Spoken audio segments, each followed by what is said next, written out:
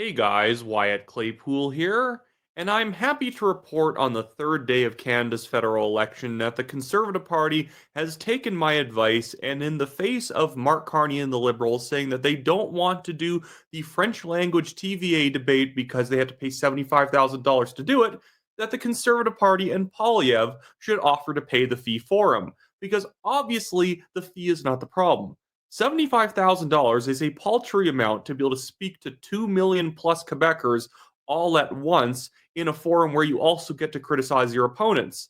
The reason Carney does not want to do it is because he knows he will lose the debate. His French is poor, his debating skills are poor, and in fact, Pierre Poilievre's French is fantastic, and he is a very good debater. So I want to cut to this clip of now Poilievre offering to pay the fee because I think this is great rhetorical politics. But before I get into it, guys, I just want to remind you, if you like my coverage of the Canadian election, make sure to like this video, leave a comment, and if you're not yet a subscriber, hit the subscribe button. We're trying to get to 100,000 subscribers by mid-December. Anyways, without further ado, here is Pierre Poilievre calling out Mark Carney. Now, before I do that, though, I want to just say that I want to challenge Mark Carney to show up for the debate at TVA in Quebec. He's running away and hiding because he believes that he's too weak to defend the lost Liberal decade or explain why he thinks Liberals deserve a fourth term. Let's have a debate in French where we put together the choice.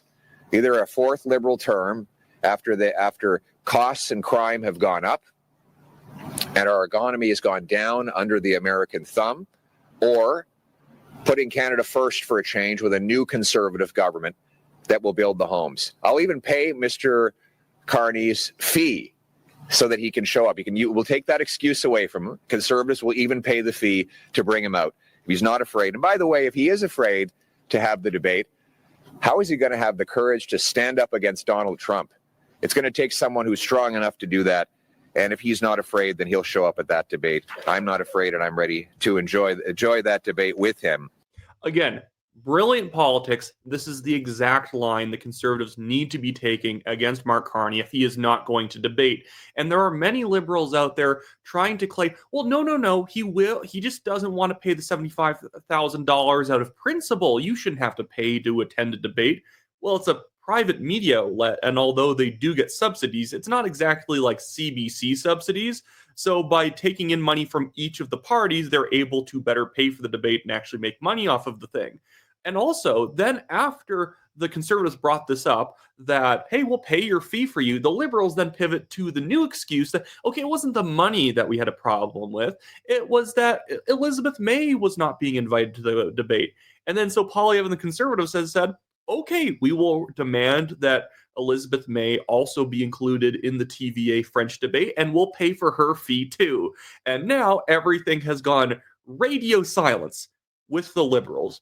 But it's not just this that is a bad story today for Mark Carney. There is also the fact that he is deeply compromised when it comes to China. I just want to tell you about the written version of this, and then I'll play a little bit of the video with Poilievre, but it is long, so I'm not going to play the whole thing.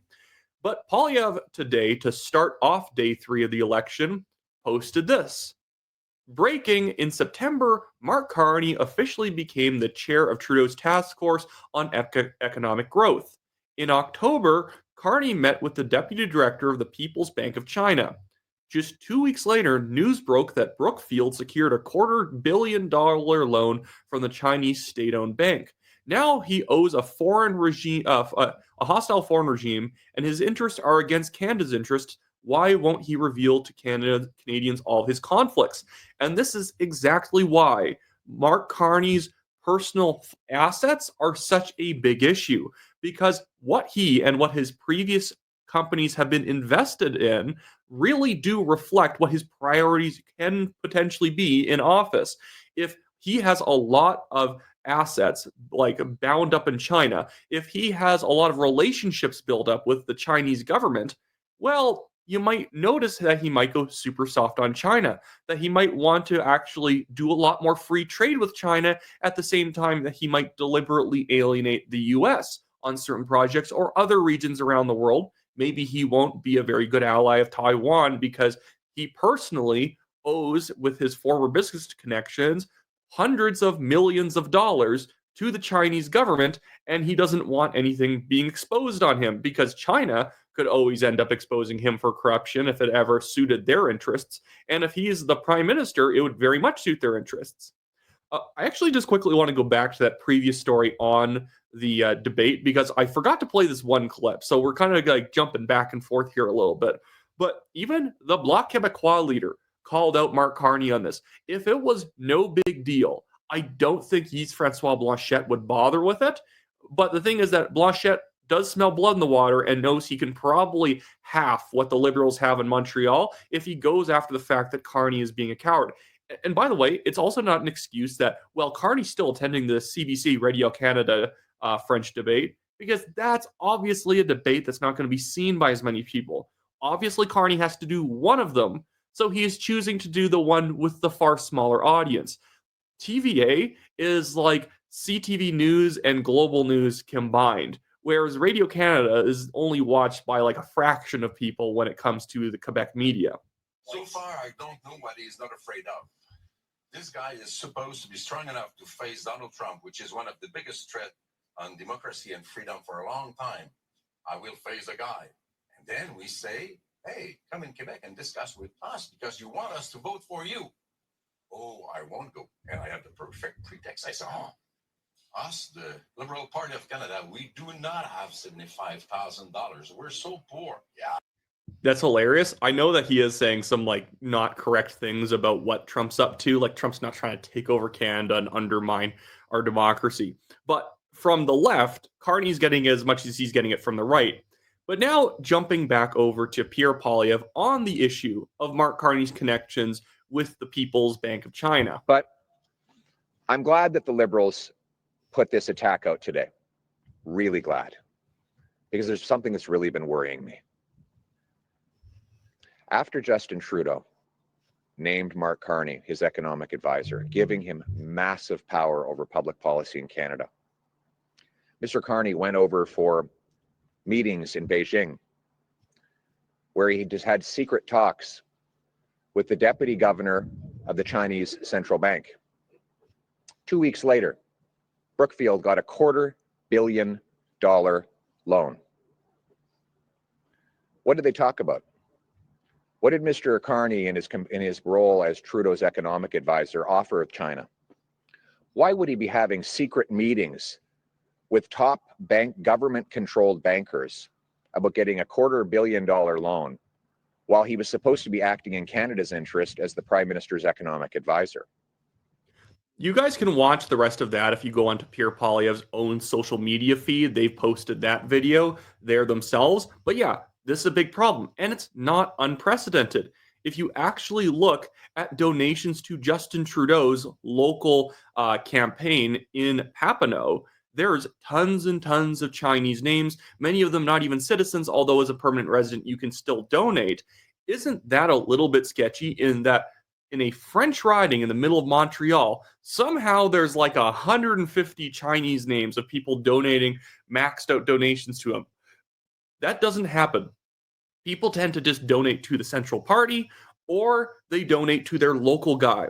If you're donating to some other local board, specifically Papineau, not Central Liberal Fund, you're just donating to Papineau, you want them to know that you're donating to them. And that's what I think the Chinese government's trying to do, making sure that you know where your bread's buttered with Mark Carney, that, okay, yeah, come for a loan and you're going to get it from the central bank. So you know where you are, like who you owe money to, because we just loaned you literally $250 million, which is an absurd amount of money. But yeah, I want to just quickly jump onto this clip of Mark Carney. It's not much of a clip to watch, but I think it's useful in seeing how just poor he is on the rhetoric this entire election. I forget exactly where this is, Gander somewhere or whatever, but his rhetoric is still so dry. I don't know who watches this and gets excited to go and vote Liberal. Decades, we found a way in true Canadian fashion to disagree agreeably, to choose diplomacy over demagoguery, to put our shared values over our selfish desires. Why? Well, as President Reagan said in Quebec City almost 40 years ago to this day, and I quote, "We're more than friends and neighbors and allies, we are kin." Every clip of Mark Carney is death. It's the worst thing you've ever watched. There's just nothing going on with him ever. So I don't understand why they picked this guy. There's nothing about him that makes me think that Canadians are going to be gravitating to him. Here's another thing where Mark Carney now has tried to attack the Conservatives on a day where he was getting absolutely walloped. And in his attempts to attack Conservatives, he's blaming, of course, Stephen Harper for the fact the military currently sucks after 10 years of the Liberals. And the first part of Canada Strong, it means an armed forces that are well-resourced and has those very resources at the ready. And we're here, I'm here, to make that happen. Our military is still underfunded. Under Who did that? Who did that, Mark? Tell us. the last Conservative government, when Pierre Poilievre was a minister, that government was spending less than 1% of GDP on defense. And Conservatives abandoned our armed forces and shamefully abandoned our veterans.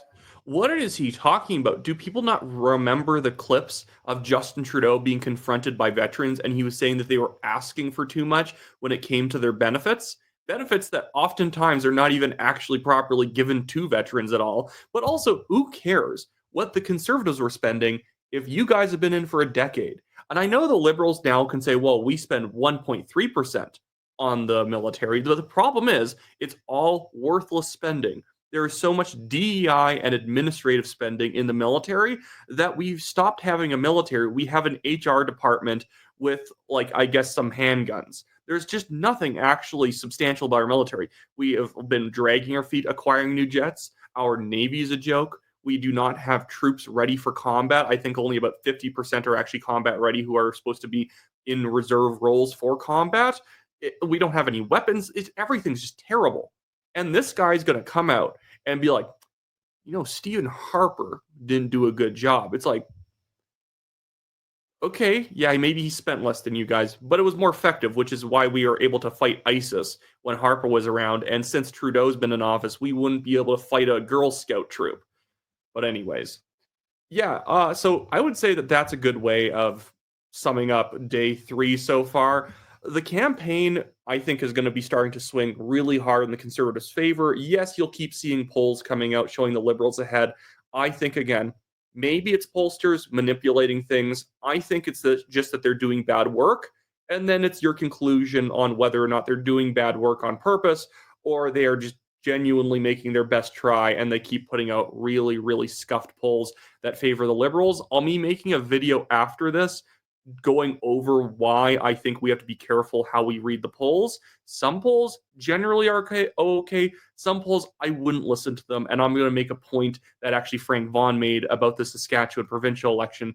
But again, that will be another video for another time. So make sure, guys, to like this video, subscribe to the channel, leave a comment, and make sure you get out there and campaign. You got a local campaign, the Conservatives in your area. You're not like in downtown Montreal where there's like no Conservatives running, although Mount Royal is a very good riding to be door knocking if you live in Montreal. Make sure to go out, hit some doors for your people, make some phone calls, donate, do whatever, especially if you are in a swing riding that has a chance for the Conservatives to pick it up.